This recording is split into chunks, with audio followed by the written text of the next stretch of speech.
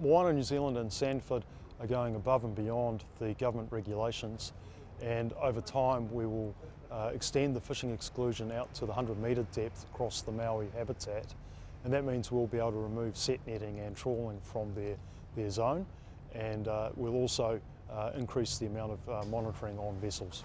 Why? Because those two companies are really the biggest entities fishing off the west coast of the North Island or leasing quota to fishermen there. And the Maui dolphin has been a major topic from an environmental point of view for New Zealand for a long time. We've decided from October 2017 there won't be any further set netting of our quota or fish landed into the Auckland fish market in Sanford's case.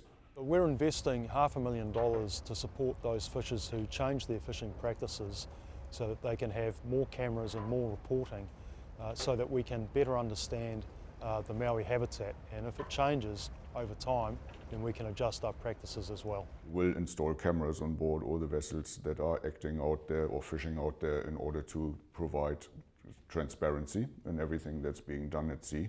Yeah, to the fishers who could lose their livelihood because of these initiatives, it's a really hard call.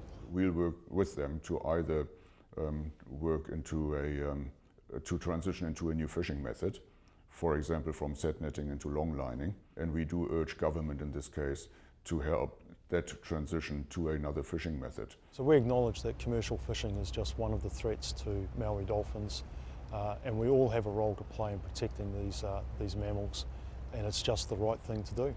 For us it's all about sustainability. Our livelihoods depend on what's out there in the oceans, and that does not only impact on the species we catch but the whole ecosystem.